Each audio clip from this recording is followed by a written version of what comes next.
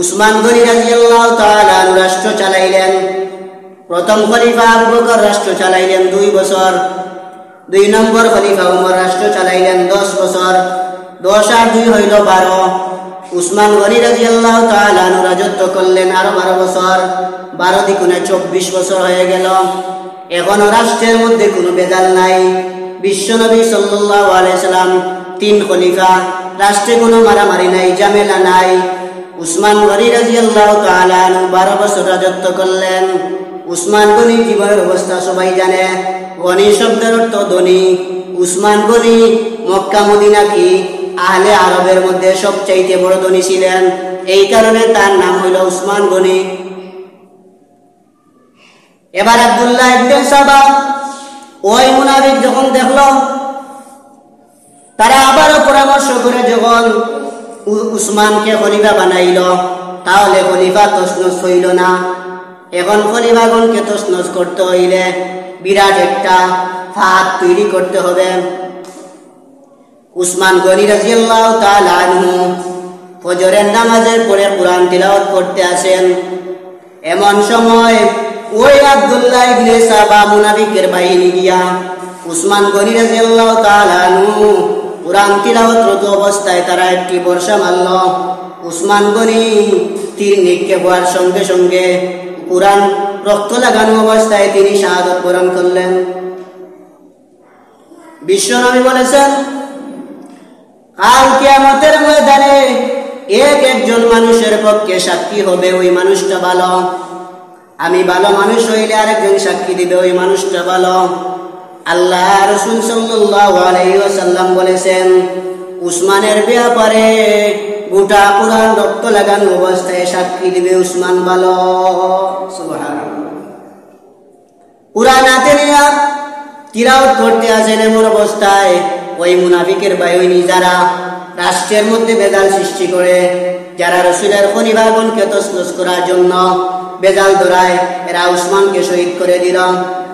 উসমান শাহাদাতের পরে সাহাবায়ে কেরাম পরামর্শ করলেন কাকে খলিফা বানানো যায়।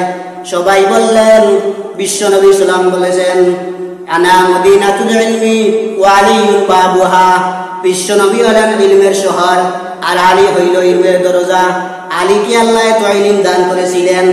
এত ইলম দান করার কারণে বিশ্বনবী তার মেয়ে ফাতিমাকে আলীর সঙ্গে বিয়ে দিয়েছিলেন। তাহলে সবাই আমরা আলীকে 4 নম্বর খলিফা বানাই। সবাই আলীকে ঘর থেকে ডেকে এনে আলীকে খলিফা বানালেন। এখনো কোনো বেজাল নাই। খুব সুন্দরভাবে রাষ্ট্র পরিচালনা। আলী রাদিয়াল্লাহু তাআলা 6 বছর রাষ্ট্র চালাইলেন। 24 আর 6 কত হইল? 30 বছর। বিশ্বনবী সাল্লাল্লাহু আলাইহি সাল্লাম বলেছিলেন, আল খিলাফাতু 30 সানা। খেলাফত হবে 30 বছর। এই 4 পরিবার সময় হইল মাত্র 30 বছর। আলী রাদিয়াল্লাহু তাআলা আনহু সিংহাসনে বসলেন 4 নম্বর খলিফা।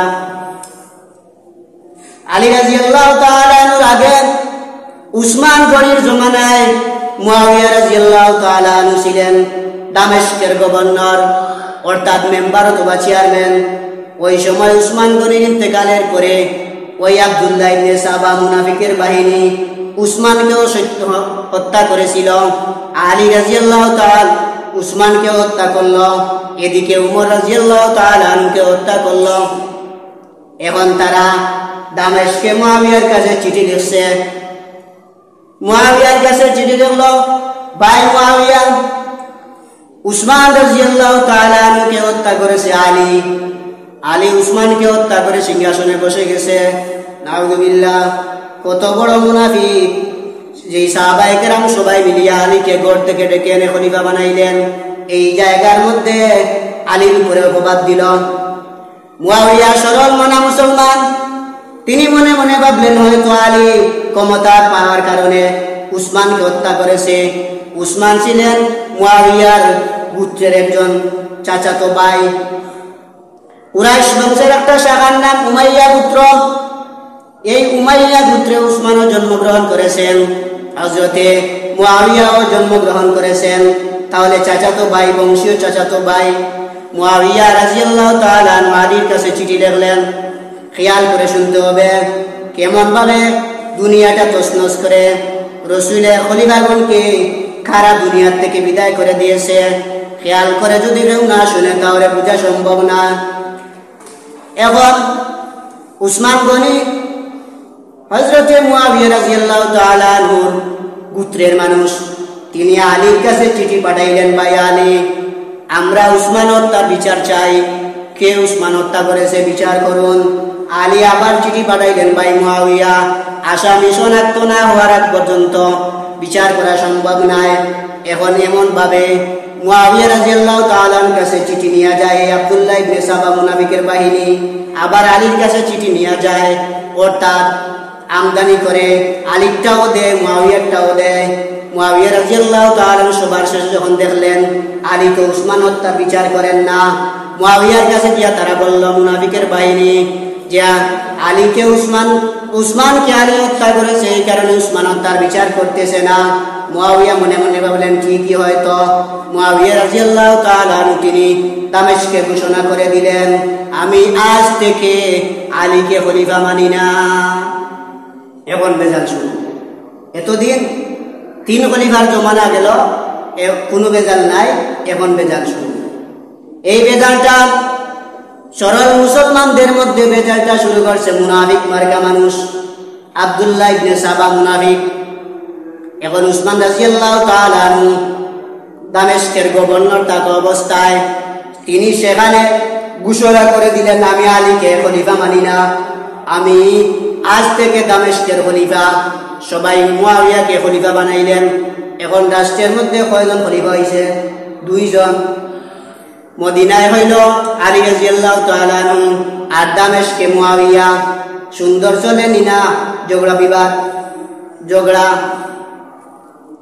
এইভাবে এই আব্দুল্লাহ ইবনে সাবা মুনাফিকের বাহিনী হযরত আলী রাদিয়াল্লাহু তাআলা আনহুকে বিষ পান করে শহীদ করে দিল। আলী বিষ পান করে তিনি শাহাদাত বরণ করলেন। আলী রাদিয়াল্লাহু তাআলা আনহু ইন্তেকাল করলেন। মুয়াবিয়া তিনি দামেস্কের খলিফা রইলেন।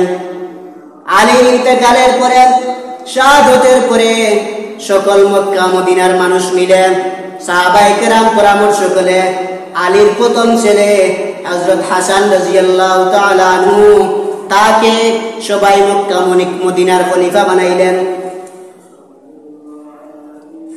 এখন কিছুদিন যাওয়ার পরে যখন দেখা গেল মুয়াবিয়াও দামেস্কের খলিফা, আমিও মক্কা মদিনার খলিফা, তাহলে এক রাষ্ট্রে 2 জন খলিফা, কোনদিন রাষ্ট্র সুন্দর হওয়া সম্ভব নয়। তাই কিতাবের মধ্যে লেখেন হযরত হাসান রাদিয়াল্লাহু তাআলা আনহু 6 মাস খেলাফতি করার পরে তিনি বসে গেলেন, বললেন, ভাই মুয়াবিয়া, আপনিও দামেস্কের খলিফা, আমিও দেখা যায় মক্কা মদিনার খলিফা, এক রাষ্ট্রে 2 জন, তাহলে আমি বাকি অর্ধেক রাজত্ব আপনাকেও দিয়া দিলাম, আমি রাজত্ব চাই না। সুবহানাল্লাহ, কেমন একজন সুন্দর মনের মানুষ। আমরা হইতে বলতাম মাশাআল্লাহ, আমারও দল আছে, আমাকে তো সবাই পরামর্শ করে বানাইছে, আমারও দল আছে। কিন্তু হাসান ক্ষমতার কোনো লোভ নাই, আসেনি লোভ নাই। এখন এই মুনাফিকের বাহিনীরা যখন দেখল হাসান স্বেচ্ছায় মক্কা মদিনার খেলাফতি মুয়াবিয়াকে দিয়া দিলেন, এখন তারা চিন্তা করল তাহলে আমরা হাসানকেও দুনিয়া থেকে বিদায় করতে হবে। নাউযুবিল্লাহ। লম্বা ইতিহাস। কোন কারণে যে কোনো সিস্টেমে হযরত হাসান রাদিয়াল্লাহু তাআলা আনহুকে তারা এই বিষ পান করে শহীদ করে দিল। ইসলামের মধ্যে 5 জন খলিফা হইলেন। এই 5 খলিফা শাহাদাত বরণ করলেন। কোন কারণে? মুনাফিকের কারণে। ওই মুনাফিক আব্দুল্লাহ ইবনে সাবা ওই 4 খলিফাকে হত্যা করে ফেলল। এখন মুয়াবিয়া তিনি রাষ্ট্র পরিচালনা করছেন, মক্কা মদিনার খলিফাও। এখন তো মুয়াবিয়া একলা, কোনো ঝামেলা নাই। মুয়াবিয়া রাদিয়াল্লাহু তাআলা আনহু খেলাফতি করার পরে সকল সাহাবায়ে কেরাম এক একজনের পরে যখন পরামর্শ করে খলিফা বানাইলেন, কিন্তু মুয়াবিয়া এইরকম না করে তিনি জীবিত অবস্থায় নিজের ছেলে ইয়াজিদকে খলিফা বানাইলেন। খেয়াল করে শুনেন, সমস্ত সাহাবায়ে কেরাম পরামর্শের ভিত্তিতে খলিফা বানাইলেন, কিন্তু হযরত মুআবিয়া তিনি নিজে পরামর্শ ছাড়া নিজের ছেলে ইয়াজিদকে খলিফা বানাইলেন। যে খেলা পরামর্শ ছাড়া নিজের ছেলেকে নিমন মতো খলিফা বানাইলেন, এই দিন থেকে ঝামেলা শুরু হয়ে গেল। কারণ বিশ্ব নবীর কথা কেমনে সত্যি হয়? নবীজি বলেছেন, আল খেলাফাতু সালাসুনা সানা, খেলাফত হবে 30 বছর। তাহলে 4 খলিফার সময় 30 বছর চলে গেছে। এখন রাজত্ব নিয়ে মারামারি, হুমকা হুমকি, কিভাবে রাষ্ট্র পরিচালনা করবে, কে কাকে মারবে, এই নিয়ে ষড়যন্ত্র। ক্ষমতা পাওয়ার পরে এত একজন ভালো মানুষ ছিল, তাহাজ্জুদের নামাজ পড়তেন। ইয়াজিদ বড় আল্লাহওয়ালা ছিলেন, এত সুন্দরভাবে চলছেন, আল্লাহর খাস বান্দা, একজন ওলি হিসাবে এই ইয়াজিদ ছিলেন খুব ভালো। কিন্তু যেই দিন বাবা নিজের সন্তানকে খলিফা বানাইছেন, এই দিন থেকে ইয়াজিদ খারাপ হয়ে গেল। ইয়াজিদ রাজত্বে বসে মদ পান করে, ইয়াজিদ রাজত্বের মধ্যে বসে গাঞ্জা খায়, রাজত্বের মধ্যে বসে ইয়াজিদ নর্তকী মহিলাদেরকে নিয়ে নাচ করে, জিনা ব্যভিচার করে, নাউযুবিল্লাহ। এত বড় একজন সম্মানী সাহাবী মুআবিয়া, ওই সাহাবীর ছেলে ক্ষমতা পাওয়ার পরে যখন মদ পান করে, তাহলে এবার বলেন গাড়ির ড্রাইভার ঠিক আছে নি? গাড়ির ড্রাইভার ঠিক নাই। গাড়ির ড্রাইভার মদ পান করে মাতাল হয়ে গেছে, গাড়ির সিটের মধ্যে করুণার পিসাব আছে, গাড়ি সুন্দর মতো চলবনি, চলতো না। কারণ আগে গাড়ির ড্রাইভার ঠিক হওয়া লাগে, এই কারণে প্যাসেঞ্জার হওয়ার আশা করা যায়। আর গাড়ির ড্রাইভার যদি মধুরি হয়, মাতাল হয়, ঢাকায় কিন্তু গাড়ি যাবে না, খালে পড়িয়া গাড়ি ধ্বংস হবে। এই কারণে ক্ষমতার মধ্যে এমন একজন মানুষ বসাইবেন, এমন একজন ড্রাইভার বসাইবেন, যেই ড্রাইভারটা খুব চালক, যেই ড্রাইভারটা মাতাল না, সুন্দর, এমন একজন মানুষকে ক্ষমতার মধ্যে বসাইবেন। এদিকে ইয়াজিদ দামেস্কের খলিফা, আর হাসান রাদিয়াল্লাহু তাআলা আনহুর ইন্তেকালের পরে সমস্ত সাহাবায়ে কেরাম আবার তারা পরামর্শ করলেন। পরামর্শ করে হুসাইন রাদিয়াল্লাহু তাআলা আনহুকে খেলাফতের দায়িত্ব দিয়া দিলেন। সবাই বললেন, হুসাইন, ইয়াজিদ মানুষ ভালো না, খারাপ মানুষ, মদ পান করে নর্তকী নাচ গাওয়ায়, আমরা ইয়াজিদকে খলিফা বানি না। আপনি হলেন আমাদের মক্কা মদিনার খলিফা, রাষ্ট্র চলতে আছে এক মক্কা মদিনায় হুসাইন, আর ইয়াজিদ হইল দামেস্কের খলিফা। এখন কিছুদিন যাওয়ার পরে হুসাইন রাদিয়াল্লাহু তাআলা যখন চিন্তা করলেন, দেখলেন ইয়াজিদ ভালো না খারাপ, তিনি বললেন, আমি এই ইয়াজিদকে মানি না, রাষ্ট্রের খলিফা হিসাবে ইয়াজিদকে মানি না। এদিকে দামেস্কের মধ্যে কুফার কিছু মানুষ ইয়াজিদকে মানে, আবার কিছু মানুষ ইয়াজিদকে মানে না। দামেস্কের মধ্যে কিছু মানুষ ইয়াজিদকে মানে, আবার কেউ ইয়াজিদকে মানে না। কুফার মানুষ হুসাইন রাদিয়াল্লাহু তাআলা আনহুর কাছে চিঠি লিখতে লাগলো, হুসাইন তুমি কুফায় চলে আসেন, আমরা ইয়াজিদের হাতে বায়াত নিব না, আমরা আপনাকে খলিফা হিসাবে চাই, আপনি কুফায় চলে আসেন। আমরা হাজার হাজার মানুষ সেখানে যেতে পারবো না মদিনায়, আপনি একা আসেন মদিনায়, আপনার হাতে হাত ধরে বায়াত নিতে চাই। আমরা মজকুরকে কখনো খলিফা মানতে পারি না, আমরা আপনাকে খলিফা হিসাবে চাই।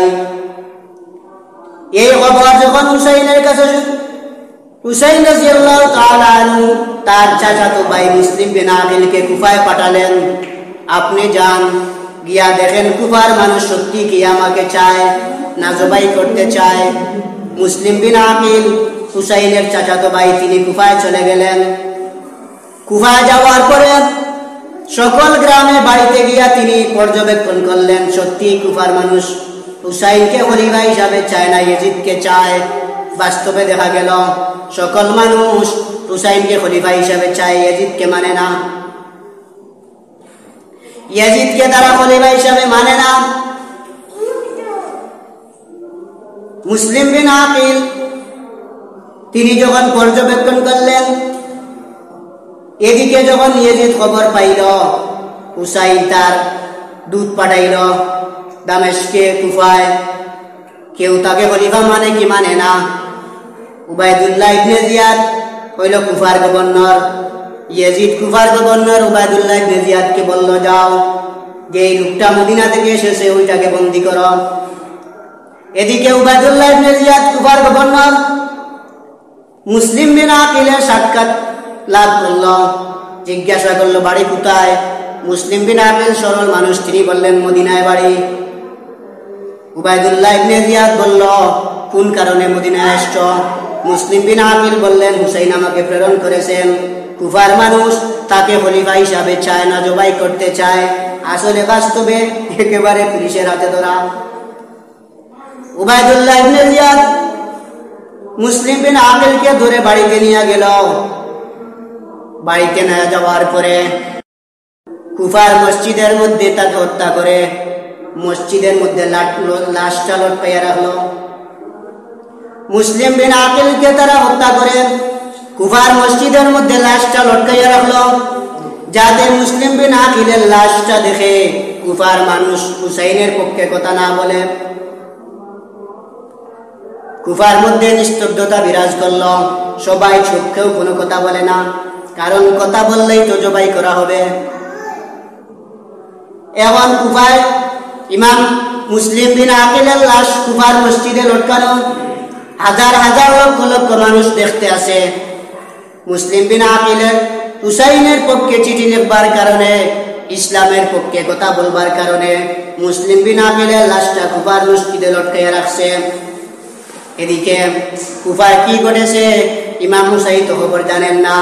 তিনি মৃত্যুর আগে মদিনার মধ্যে হুসাইনের কাছে চিঠি পাঠাইলেন, ভাই হুসাইন, ঠিক কুফার মানুষ আপনাকে খলিফা হিসাবে চায়, আপনি কুফায় আসেন। তিনি ধরা পড়ার আগে তিনি এই চিঠি পাঠাইলেন। হুসাইনের কাছে চিঠি আসলো। হুসাইন রাদিয়াল্লাহু তাআলা আনহু মদিনার মানুষদেরকে নিয়ে পরামর্শ করলেন কি করা যায়। কুফার মানুষ তো আমাকে খলিফা হিসাবে চায়, তারা ইয়াজিদকে মানে না। মক্কা মদিনার মানুষ পরামর্শ দিল, হুসাইন আপনি যাইয়েন না, আপনি ইয়াজিদের সঙ্গে পারবেন না, তার ক্ষমতা আছে, তার বেশি শক্তি আছে, আপনার কোনো বাহিনী নাই, আপনার কোনো পুলিশ বাহিনী সিআইডি বিআইডি নাই, তার সব কিছু আছে, আপনি তার সঙ্গে পারবেন না। এমনি সময় হুসাইন দাঁড়িয়ে বললেন, মদিনার মানুষেরা শুনো, আমি হুসাইনের শরীরে এক ফোঁটা বিন্দু মাত্র রক্ত থাকা অবস্থায় আমি মজকুরকে খলিফা মানি না। যেই চেয়ারে বিশ্ব নবী বসেছেন, যেই চেয়ারে আবু বকর বসেছেন, যেই চেয়ারে উসমান আলী, আমার বাবা আলী যেই চেয়ারে বসেছেন, এই চেয়ারের মধ্যে একজন মজকুর বসে আছে, আমি কখনো এই মজকুরকে মানতে পারি না, আমি মানতে পারি না, এমন একজন মজকুরকে আমি মানতে পারি না। এমন সময় দেখলো হুসাইন যেহেতু কুফায় যাওয়ার জন্য রওনা, কয়েকটি রওয়ায়ত 72 জন মানুষ নিয়া কুফার দিকে তিনি রওনা দিলেন, অথবা 100 জন মানুষ নিয়া, 40 জন পুরুষ এবং 32 জন মহিলা, এই 72 জন মানুষ নিয়া মুহররমের 6 তারিখ হুসাইন রাদিয়াল্লাহু তাআলা আনহু কুফার দিকে রওনা। কুফার দিকে যখন হুসাইন রওনা দিলেন, কুফার কাছাকাছি একটা জায়গার নাম ছিল কারবালা। কারবালা শব্দের অর্থ হইল বিপদের সময় আশ্রয়স্থল। কারবালা অর্থ আশ্রয় কেন্দ্র, কার অর্থ আশ্রয় কেন্দ্র, আর বালা অর্থ মুসিবত। বিপদের সময় যেই জায়গায় আশ্রয় নিয়েছিলেন ওই জায়গার নাম কারবালা। ইরাকের অন্তর্গত কুফা নগরীর একটি জায়গার নাম কারবালা। কারবালায় যাওয়ার সময় হুসাইন রাদিয়াল্লাহু তাআলা আনহু 40 জন পুরুষ 32 জন মহিলা নিয়া সঙ্গে কিছু খাবার নিলেন, পানি নিলেন, খেজুর নিলেন। হেঁটে হেঁটে রওনা দিচ্ছেন। প্রায় 2 দিনের কাছাকাছি সময় লেগে গেল কুফায় পৌঁছতে। কারণ কুফার মানুষ বলছে, আমরা ইয়াজিদকে খলিফা মানি না, আমরা আপনাকে খলিফা হিসাবে চাই, ইয়াজিদকে আমরা মানি না। মদ পান করে ইয়াজিদ রাষ্ট্রের মধ্যে ইসলামের যে রীতি আছে ওই রীতি অনুযায়ী রাষ্ট্রের ক্ষমতাসীন না। ইয়াজিদ মদ পান করে, নর্তকী নাচ গাওয়ায়, ইয়াজিদ মদ পান করে, এই কারণে মানতে পারি না। এখন হুসাইন রাদিয়াল্লাহু তাআলা মুহররমের 6 তারিখ তিনি রওনা দিলেন। কারবালা নামক প্রান্তরে গিয়া হুসাইন রাদিয়াল্লাহু তাআলা তাবু হাঁটাইলেন, রাত্রি যাপন করবেন। এইদিকে ইয়াজিদ খবর পাইল যে মদিনা থেকে হুসাইন অনেক লস্কর নিয়া কুফার কাছাকাছি কারবালার ময়দানে উপস্থিত। ইয়াজিদ চিঠি পাঠাইল কুফার গভর্নর উবাইদুল্লাহ ইবনে জিয়াদের কাছে। উবাইদুল্লাহ ইবনে জিয়াদকে বলল, উবাইদুল্লাহ ইবনে জিয়াদ, কোন অবস্থায় যেন হুসাইন কারবালায় কুফায় ঢুকতে না পারে ব্যারিকেড দিবা, রাস্তা বন্ধ করবা। যদি কুফায় আসে কুফার মানুষ তাকে মানবে। কুফার মানুষ হুসাইন রাদিয়াল্লাহু তাআলা আনহু তিনি কুফায় আসছেন। ইয়াজিদ বলছিল, যারা হুসাইনের পক্ষে কথা বলবে, যারা হুসাইনকে ওইখানে দাওয়াত করবে, তাদেরকে ধরে ধরে জবাই করব। এই কারণে কুফার মানুষ কোনো নড়াচড়া নাই, সবাই চুপচাপ। এখন হুসাইন কারবালার ময়দানে, মুহররমের 8 তারিখ হয়ে গেছে।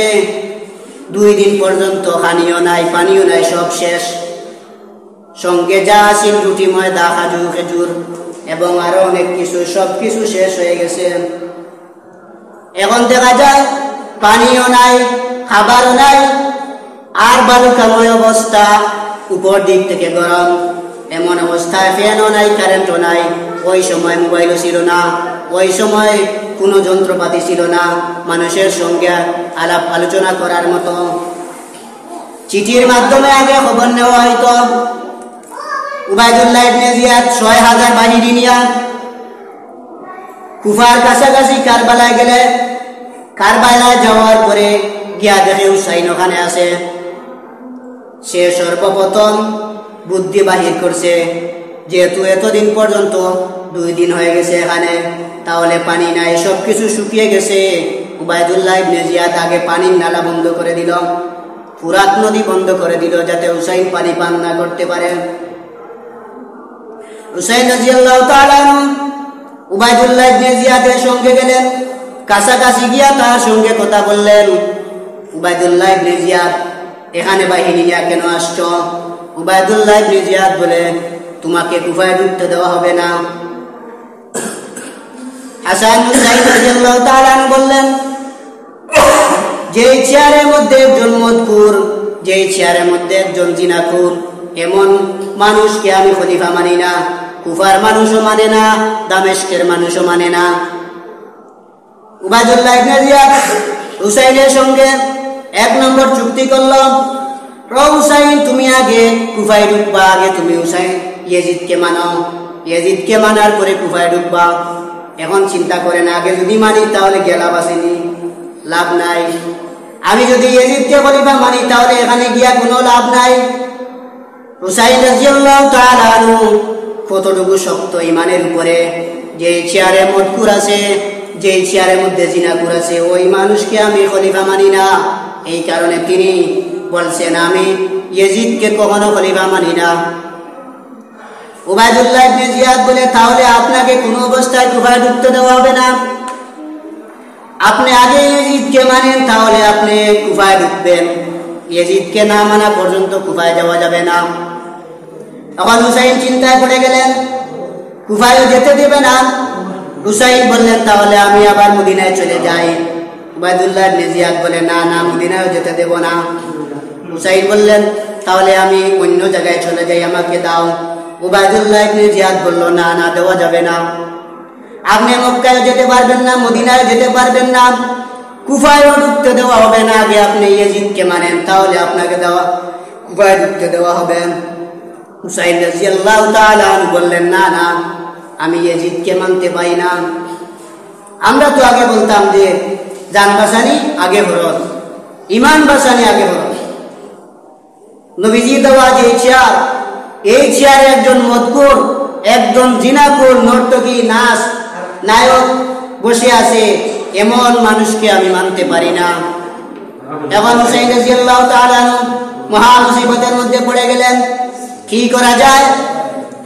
তিনি বললেন, ঠিক আছে উবাইদুল্লাহ ইবনে জিয়াদ, আমাকে তুমি ছেড়ে দাও, আমি দামেস্কে গিয়ে আমি ইয়াজিদকে বলবো আল্লাহর কোন আইনে আমার জন্য পানির রাস্তা বন্ধ করে দিল। আল্লাহ রাব্বুল আলামিন বলেছেন আল্লাহ আসমান থেকে পানি নাজিল করে, কিন্তু আল্লাহ আসমান থেকে পানি দেয় এইটুকু আমার অধিকার আছে। কোন আইনে আমার জন্য পানির নালা বন্ধ করে দিল? উবাইদুল্লাহ ইবনে জিয়াদ বলে, না না, পারা যাবে না। কুফার ঢুকা মাত্রই তো কুফার মধ্যে বিশৃঙ্খলা শুরু হয়ে যাবে। কুফার মানুষ আপনার হাতে বয়াত দিবে, আপনাকে খলিফা মানবে, ইয়াজিদকে মানবে না, কুফায় যেতে দেওয়া হবে না। এখানেই সমস্যার সমাধান করতে হবে। এখন হুসাইন বললেন, কি করা যায়? উবাইদুল্লাহ ইবনে জিয়াদ বলল, ঠিক আছে, আপনি যদি ইয়াজিদকে মানেন না, যদি আপনি ইয়াজিদকে না মানেন, তাহলে আপনার 3 নম্বর রাস্তা, আপনি জিহাদ করার জন্য রেডি হয়ে যান। হুসাইন মনে মনে ভাবলেন, জিহাদের কথা বলার সময় যদি আমি বলি না জিহাদ করা সম্ভব না, আল্লাহ রাব্বুল আলামিন কুরআনের আয়াত নাজিল করবে, বিশ্ব নবীর নাতি হুসাইনও মুনাফিকি করতে আসে। জিহাদের কথা বলার সময় হুসাইন দেখা যায় চুপ হয়ে গেল। হুসাইন রাদিয়াল্লাহু তাআলার উপরে মহা বড় পরীক্ষা। তিনি জিহাদ করবেন না ইয়াজিদকে মানবেন, দুইটা প্ল্যাটফর্ম। এই 2 প্ল্যাটফর্মের মধ্যে হুসাইন বললেন, ঠিক আছে, আমি ইয়াজিদকে মানি না। কত বড় শক্তিশালী ইমানদার হলে পুলিশের সামনে, সিআইডির সামনে বলে আমি অমুককে মানি না। হুসাইন বললেন, আমার বাবা আলীকে ওই রাজত্বের মধ্যে তিনি রাজত্ব কাটাইলেন। বিশ্বনবী সাল্লাল্লাহু আলাইহি ওয়াসাল্লামের প্রথম খলিফা আবু বকর সিংহাসন, এই সমস্ত সিংহাসনের মধ্যে মদকুর বসে আছে, এমন মদকুরকে আমি মানি না। এখন তলোয়ার দ্বারা আমি জিহাদ করার জন্য রেডি আছি। হুসাইন রাদিয়াল্লাহু তাআলা জিহাদ করার জন্য রেডি হয়ে গেলেন। মুহররমের 9 তারিখ তিনি তাবুতে গেলেন। তাবুতে যাওয়ার পরে তার সেনাবাহিনী যারা ছিল 40 জন পুরুষ, সবাইকে ডাক দিলেন, বললেন উবাইদুল্লাহ ইবনে জিয়াদ কোনো ক্রমেই কুফায় ঢুকতে দেয় না। এখন বলছে তলোয়ার দ্বারা জিহাদ হবে, কি করবা আপনারা? জিহাদ করবানি? সমস্ত মানুষ বলল, হুসাইন আপনি নবীজির, বিশ্ব নবীর 2 নম্বর নাতি। নবীজি বলেছেন যে মানুষ আমার হুসাইনকে কষ্ট দিবে সে আমি নবীকে কষ্ট দিল, যে মানুষ আমার হুসাইনকে মহব্বত করলো সে আমি বিশ্ব নবীকে মহব্বত করলো। ও হুসাইন, এখন যদি আমরা বলি তোমার সঙ্গে জিহাদে আমরা রাজি না, তাহলে আল্লাহ বিশ্ব নবী সাল্লাল্লাহু আলাইহি ওয়াসাল্লাম কাল কিয়ামতের কঠিন ময়দানে বলবে, ও মদিনার মুসলমানেরা, আমার হুসাইনকে তোমরা কারবালার ময়দানে ফেলে দিয়া তোমরা জিহাদ করার জন্য প্রস্তুত ছিল না, আজকে তোমাদেরকে হাউজে কাউসারের পানি পান করতে দেওয়া হবে না। ভাই হুসাইন, আপনার পরামর্শ অনুযায়ী আমরা রাজি আছি জিহাদ করার জন্য। আপনি ইয়াজিদের বাহিনী উবাইদুল্লাহ ইবনে জিয়াদের সঙ্গে জিহাদ করব, আমরা রেডি আছি। পুরুষ কয়জন? 40 জন। আর উবাইদুল্লাহ ইবনে জিয়াদের বাহিনী 6000। মারামারি করা লাগবো, এমনিতেই ধমক দিলে সবাই শেষ। হুসাইন রাদিয়াল্লাহু তাআলা তাবুতে ঢুকলেন, গিয়া মহিলাদেরকে বিদায় দিলেন, মহিলাদের কাছ থেকে বিদায় নিয়ে আসলেন। হুসাইন রাদিয়াল্লাহু তাআলা তার বিবির কাছে গেলেন, গিয়ে বললেন, প্রিয়তমা স্ত্রী, জীবনে আপনাকে ভালো খাবার দিতে পারি নাই, জীবনে আপনাকে আমি সুন্দর শাড়ি, সুন্দর সুন্দর জামা দিতে পারি নাই, আপনাকে আপনার তৃষ্ণা অনুযায়ী আপনাকে খাওয়াইতে পারি নাই। আজকে জিহাদে চললাম, কিয়ামতের দিন আমাকে তুমি আল্লাহর মামলায় দায়ের করবা না। আমি ইয়াজিদের বাহিনীর সঙ্গে জিহাদ করতে হবে। এখন জিহাদ ছাড়া কুফায় ঢুকা যাবে না, জিহাদ ছাড়া মদিনায় যাওয়া যাবে না। মধ্যখানে আমরা বড় বিপদে আছি, 3 নাও জুড়ে মাঝখানে পড়িয়া মরে। এই কারণে আমরা জিহাদের জন্য প্রস্তুত হয়ে গেলাম। ইমাম হুসাইনের একটা ছোট্ট বাচ্চা ছিল, আলী আসগর এই ছোট্ট বাচ্চাটা দুধও শুকিয়ে গেছে, পানিও শুকিয়ে গেছে, সব শেষ, খাবারও নাই, তৃষ্ণায় কাতরাচ্ছে। এমন সময় বিবি বললেন, আমার বাচ্চাকে কুড়া পানি পান করাও। হুসাইন রাদিয়াল্লাহু তাআলা দুধের বাচ্চাকে নিয়ে ফুরাত নদীতে নামলেন, পানি পান করাবেন। যেই মুহূর্তে দুধের বাচ্চাকে নিয়ে ফুরাত নদীতে নামলেন, পানি পান করাবেন, এমন সময় উবাইদুল্লাহ ইবনে জিয়াদ একটা তীর মারল। হুসাইনের ছোট বাচ্চার পিছন দিক থেকে ঢুকে সামনের দিক থেকে বের হয়ে গেল। বাবার হাতে সন্তান শহীদ হয়ে গেল। এখন হুসাইন চোখের কান্নার পানি, বুক ভেসে যাচ্ছে। আমার জিদের কুলের সন্তানটাকেও আমি আজ হারাইলাম, এক ফোঁটা পানিও ফুরাত নদী থেকে পান করতে পারলাম না। হুসাইন রাদিয়াল্লাহু তাআলা চোখের পানি নিয়ে আবার তাঁবুতে গেলেন। তাঁবুতে গিয়া বললেন, আমার প্রিয়তমা স্ত্রী আলী আসগরকে এমন পানি পান করে নিয়ে এসেছি, আর কোনদিন কিয়ামত পর্যন্ত পানি পানি বলে ডিস্টার্ব করবে না। প্রিয়তমা স্ত্রী, বাচ্চাকে তুমি দাফন কাফন করো, আমি জিহাদে চললাম। আজকে যায় নানা জান দুনিয়া থেকে বিদায় হয়ে যাওয়ার পরে নানা জানের এত সুন্দর ভাবে রাষ্ট্র পরিচালনা, এই রাষ্ট্র পরিচালনার মধ্যে মধুর রাষ্ট্রটা ধ্বংস করে ফেলেছে। নানা জানের আমানতকে দুনিয়াতে বাস্তবায়ন করার জন্য, নানা জানের আমানতকে দুনিয়াতে প্রতিজীবী করার জন্য আজকে আমি রওনা দিলাম জিহাদের জন্য। হুসাইন রাদিয়াল্লাহু তাআলা আনহু নিজের বাচ্চা, এই বাচ্চাটা তীর মেরে হত্যা করে ফেলেছে উবাইদুল্লাহ ইবনে জিয়াদ। ওই বাচ্চাকে রেখে হুসাইন 40 জন পুরুষ নিয়ে আবার ইয়াজিদের সঙ্গে জিহাদ করা শুরু করলেন। জিহাদ করতে করতে এক পর্যায়ে 39 জন শহীদ হয়ে গেলেন, আর তাদের বাহিনী 6000, একজনও কিছু হয় নাই। এখন হুসাইন রাদিয়াল্লাহু তাআলা আনহু একা একা 6000 মানুষ, আর একমাত্র হুসাইন রাদিয়াল্লাহু তাআলা আনহু তিনি একা। এখন কি করা যায়? 6000 মানুষের সঙ্গে তো একজন মানুষ পারার কথা নয়। জিহাদ সামান্য একটা জিনিস না, জিহাদ একটি প্ল্যাটফর্ম, এমন এক জিনিসের মধ্যে এমন পরামর্শ আছে, জিহাদের মধ্যে অনেক বিবেক কাটাতে হয়। এই বিবেক নিয়ে জিহাদ করা লাগে। ইমাম হুসাইন রাদিয়াল্লাহু তাআলা আনহু ওই দিন ছিল মুহররমের 10 তারিখ সকালবেলা, যখন দেখলেন মুজাহিদ বাহিনী যারা ছিল 39 জন শহীদ হয়ে গেছে, আর মাত্র তিনি আছেন হুসাইন রাদিয়াল্লাহু তাআলা আনহু। তিনি এখন পেরেশানিতে, একজন মানুষ 6000 বাহিনীর সঙ্গে কেমনে যুদ্ধ করা যায়? ইমাম হুসাইন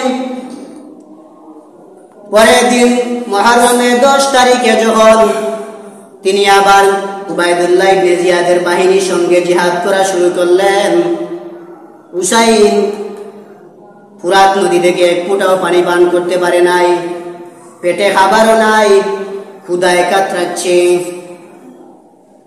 হুসাইন রাদিয়াল্লাহু তাআলা আনহু এমন সময় উবাইদুল্লাহ ইবনে জিয়াদের বাহিনীর সঙ্গে যুদ্ধ শুরু করলেন। যুদ্ধ করতে করতে এক পর্যায়ে তাদের হাজার হাজার বাহিনীদেরকে একা একা শহীদ করে ফেললেন। সুবহানাল্লাহ, একা একা অনেক বাহিনী শেষ করে ফেললেন। এখন দেখা যায় হুসাইন রাদিয়াল্লাহু তাআলা আনহু বিজয় লাভ হওয়ার পথে, মাত্র কয়েকজন রয়েছে উবাইদুল্লাহ ইবনে জিয়াদের বাহিনী।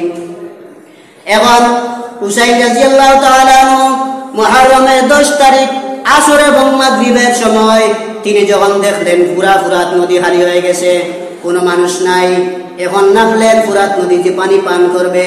এক ফোঁটা পানি পান করলে তৃষ্ণা নিবারণ হবে। হুসাইন রাদিয়াল্লাহু তাআলা আনহু পানি পান করবেন। এমন সময় এক আজলা পরিমাণ পানি হাতে নিলেন। পানি হাতে নেওয়ার পরে তার মনে পড়ল, হায় হায়, আমার দুধের শিশুটা আমার বাবার শরীরের মধ্যে, আমার বুকের মধ্যে রক্ত লাগানো অবস্থায় শহীদ হইল পানি পানি করে। আজকে পুরা ফুরাত নদী আমার সামনে খালি, আমার দুধের বাচ্চাটা পানি পান করতে পারলো না। আজকে পুরা ফুরাত নদী আমার সঙ্গে, আমার সামনে কেমনে পানি পান করে? হুসাইন রাদিয়াল্লাহু তাআলা হুসাইনের মহব্বতে তিনি ফুরাত নদী থেকে পানি পান করলেন না। ফুরাত নদী থেকে পানি ফেলে দিয়া তিনি আবার নদীর তীরে উপরে উঠলেন। শরীরে শক্তি নাই। হুসাইন রাদিয়াল্লাহু তাআলা মাটিতে পড়ে গেলেন, আর হাঁটতে পারতেছেন না। এমন অবস্থায় মজলুম হুসাইন রাদিয়াল্লাহু তাআলা আনহু মাটিতে পড়ে গেলেন। উবাইদুল্লাহ ইবনে জিয়াদ এমন অবস্থায় মজলুম পাইয়া হুসাইন রাদিয়াল্লাহু তাআলা আনহুর বুকের উপরে বসে গেল। হুসাইন রাদিয়াল্লাহু তাআলা আনহু বুকের উপরে বসে গেল। হুসাইন বললেন, উবাইদুল্লাহ ইবনে জিয়াদ, তুই জানোস না বিশ্ব নবী প্রতিদিন নামাজে যাওয়ার সময় আমার ঠোঁটে চুম্বন দিতেন, বিশ্ব নবী আমার শরীরে চুমা দিতেন, বিশ্ব নবী আমার কপালে চুমা দিতেন। যেই শরীরের মধ্যে বিশ্ব নবী প্রতিদিন চুম্বন দিতেন, এমন শরীরের উপরে তুই বসে গেছ, তোর বেয়াদবি কিন্তু আল্লাহ বরদাস্ত করবেন না। উবাইদুল্লাহ ইবনে জিয়াদ বলে, হুসাইন মজলুম হয়ে গেছো, তোমার বুকের উপরে বসে গেলাম, এরপরেও মোটা মোটা কথা বলতে আসো, তোমার লজ্জা করা উচিত। তুমি আজকে আমার হাতে পরাজয়, আমি বিজয় লাভ করব। ও হুসাইন, তোমার আর কোনো বাহানা শুনি না, আজকে তোমাকে শেষ করে দেওয়া হবে, আজকে তোমার কল্লাটা নেওয়া হবে।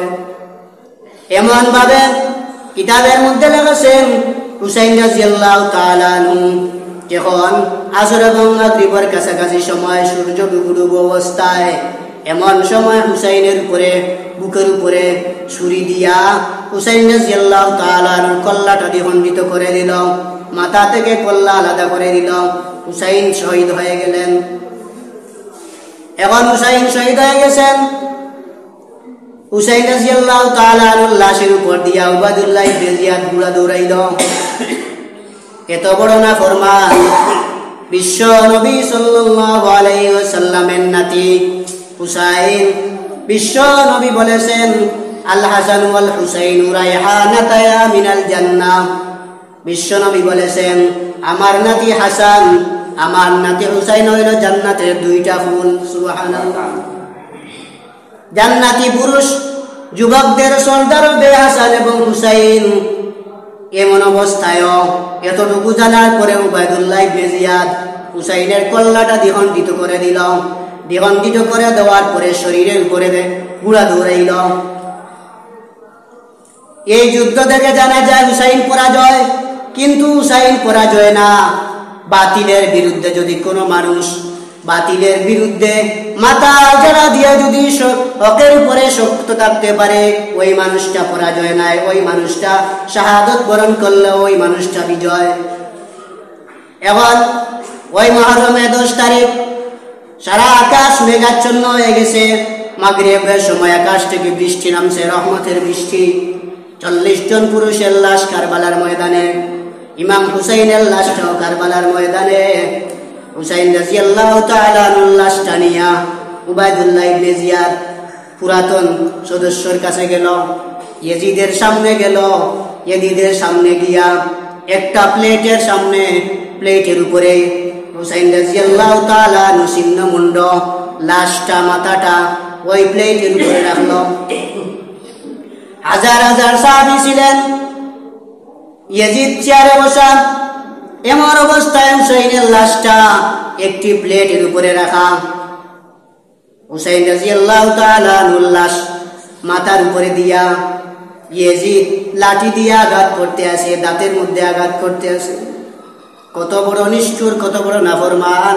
বিশ্ব নবীর নাতি হুসাইনের মাথাটা নেওয়াইল, এরপরেও দেখা যায় মাথা নিয়ে তামসা করতে আসে। এবার অনেক বড় বড় সাহাবায়ে কেরাম ছিলেন, তারা বললেন, ইয়াজিদ, তোমার এই নির্যাতন আর স্বৈরাচারী বরদাস্ত করতে পারি না। ইমাম হুসাইনের মাথাটা তুমি এই প্লেটে রাখার পরে আবার তামাশা করতে আসো, তুমি বন্ধ করে দাও, নতুবা তোমার পরিণতি খারাপ হবে। কিন্তু বন্ধ করে না, কারণ দেশের প্রধানমন্ত্রী হইলে তার হাতে ক্ষমতা। দেশের প্রধানমন্ত্রী হইলে কেউ লাঠি দেখাইলেও কিচ্ছু হবে না। দেশের প্রধানমন্ত্রী হলে তার বাহিনী সবকিছু তার হাতে। এই কারণে ইয়াজিদ ইমাম হুসাইনের লাশ নিয়ে তামাশা করতে আসে। ইয়াজিদ হুসাইনের লাশ নিয়ে তামাশা করতে আসে। বড় বড় সাহাবায়ে কেরাম তাকে বিরত করলেন, তবুও মানে না। এত বড় নিষ্ঠুর ইয়াজিদ হুসাইন রাদিয়াল্লাহু তাআলা আনহুর লাশটা কারবালার ময়দানে কল্লা কাটাইল। এখন আবার লাশ নিয়ে তামাশা করতে আসে, ইমাম হুসাইনের মাথা নিয়ে তামাশা করতে আসে। কত বড় নাফরমান! বিশ্বনবী সাল্লাল্লাহু আলাইহি ওয়াসাল্লাম যখন নামাজে আসতেন হুসাইন রাদিয়াল্লাহু তাআলা আনহুর মুখের মধ্যে চুমু দিতেন। হাসান রাদিয়াল্লাহু তাআলা আনহু নবীজির ডান পাশে, বিশ্বনবী সাল্লাল্লাহু আলাইহি ওয়াসাল্লামের নাতি হুসাইন বাম উরুতে আর হাসান ডান উরুতে, আর পালক পুত্র যায়েদ ইবনে হারেসা নবীজির কুলের মধ্যে। এই তিনজন নাতিকে নিয়ে বিশ্বনবী আনন্দ করতেন। সুবহানাল্লাহ। এই তিনজন নাতি নিয়ে বিশ্বনবী আনন্দ করতেন। বিশ্বনবী সাল্লাল্লাহু আলাইহি ওয়াসাল্লাম একদিন হুসাইনকে বলছেন, হুসাইন বলো তুমি ভালো না আমি ভালো? সুবহানাল্লাহ। হুসাইন বলে না না আমি ভালো। বিশ্ব নবী বলে শোনো হুসাইন তুমি কেমনে ভালো? আমি নবী হইলাম সাইয়্যিদুল মুরসালিন, ইমামুল মুরসালিন, সকল নবী রাসূলদের শ্রেষ্ঠ, সকল নবী রাসূলদের ইমাম, আর তুমি বলছো ভালো। এবার হুসাইন বলে নানা যান আপনি বলেন আপনার বাবার নাম কি? নবীজি বললেন বাবার নাম আব্দুল্লাহ। হুসাইন বললেন তোমার মায়ের নাম কি? আমিনা। ও আব্দুল্লাহ আর আমিনা এরা মুসলমানই না? সুবহানাল্লাহ। এবার নবীজি বললেন হুসাইন বলো তুমি কার ছেলে? হুসাইন বলছেন ইয়া রাসূলুল্লাহ ইয়া হাবিবাল্লাহ আমি হইলাম যুদ্ধের মধ্যে বাহাদুর ব্যক্তি আলীর ছেলে। আমি হলাম মহিলাদের সর্দার, জান্নাতি মহিলাদের সর্দার ফাতিমার ছেলে হুসাইন। এখন বলেন আমি ভালো না আপনি ভালো? আমার বংশ ভালো, আমার মাও ভালো, কিন্তু আপনার মা কোন দিন মারা গেছে কোনো খবর নাই। আমার মা ফাতিমা হইল জান্নাতি মহিলাদের সর্দার। এমন ভাবে নাতিরা বিশ্বনবীর সাথে মজাক হাসি ঠাট্টা করত। বিশ্বনবীও নাতিদেরকে নিয়ে হাসি ঠাট্টা করতেন। নবী সাল্লাল্লাহু আলাইহি ওয়াসাল্লাম বলেছেন মান আবগাযাহুমা ফাকাদ আবগাযানি, যারা আমার নাতিদেরকে তাদের সাথে শত্রুতা পোষণ করবে সে যেন আমি বিশ্বনবীর সঙ্গে শত্রুতা পোষণ করল। ইয়াজিদ বিশ্বনবীর নাতির সঙ্গে গাদ্দারি করল, উবাইদুল্লাহ ইবনে জিয়াদ গাদ্দারি করল। এই কারণে ইতিহাসবিদ লিখেছেন দুনিয়াতে ইয়াজিদের বংশে কোনো মানুষ আজ পর্যন্ত নাই, কোনো মানুষ একটা বাচ্চার নাম ইয়াজিদ রাখে নাই, কিন্তু কোটি কোটি মানুষ আছে তার ছেলের নাম হুসাইন নাম রাখছে। কোটি কোটি মানুষ আছে তার ছেলের নাম হাসান রাখছে। কোটি কোটি মানুষ আছে তার ছেলের নাম আলী রাখছে, তার ছেলের নাম উমর রাখছে, উসমান রাখছে, আবু বকর রাখছে। কিন্তু আজ পর্যন্ত 1400 বছরের ইতিহাস একটা কাফিরও কোনো তার বাচ্চার নাম ইয়াজিদ রাখে নাই। ইয়াজিদ শব্দের অর্থ অতিরিক্ত, অতিরিক্ত বাড়াবাড়ি করেছিল তার নাম, এই কারণে ইয়াজিদ। তার নাম প্রথমে ছিল ইয়াজিদ, আল্লাহর কেশমা। অতিরিক্ত বাড়াবাড়ি করার কারণে ইতিহাসবিদ লিখেছেন ইয়াজিদ অতিরিক্ত বাড়াবাড়ি করেছিল, এই কারণে তার বংশের একটা মানুষও ইয়াজিদের বংশের নাই। একটা বাচ্চা তার কাফির ছেলের নাম ইয়াজিদ রাখে না।